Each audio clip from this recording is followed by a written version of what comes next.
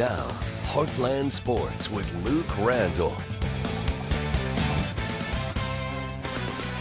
Well, a great night of hoops last night. It continues today. Sikeston on red-hot form facing Scott City. These schools are only separated by 30 minutes, but they actually haven't played since 2010. Get that. Rams won their 1,000th game in program history last night, and this is a close contest at the half. In fact, Max Snyder getting it within 3 points right there in the third, but overall the third quarter is dominated by the Bulldogs. Jaharis Goodwin right there on the score. Then Kobe Thomas takes it himself and gets the foul after. So Sikeston, the Bulldogs, they were rolling in the third. Thomas would cap off the quarter with a buzzer beater right there, makes it a double-digit Sikeston lead.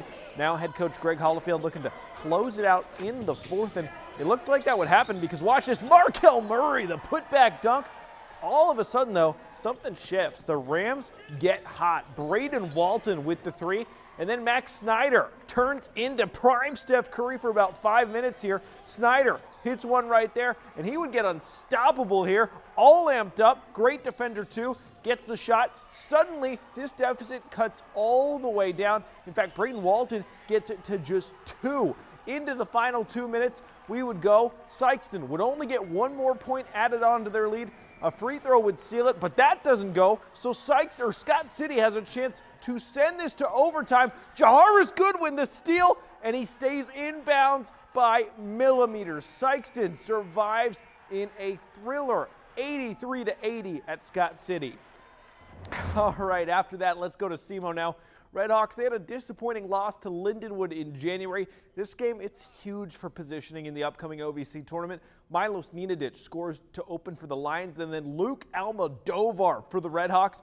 Anias Futrell spinning in for Lindenwood, gets in, gets the score, but Marquez Bell is not done. Comes off the bench right here, gets fouled hard. A tech was called right there, and he still gets that bucket. Second half, Bell rolling, going up, going hard, getting fouled, getting the score. Bell, 25 points off the bench, a career high from him. And crucially, SEMO, a big win over a rival. Check out what this does. It's got SEMO up to third in the OVC, a three-way tie right now with Tennessee State and Morehead State. They're only one game back from league leaders UT Martin. And guess what? The Redhawks will visit the Skyhawks this Tuesday.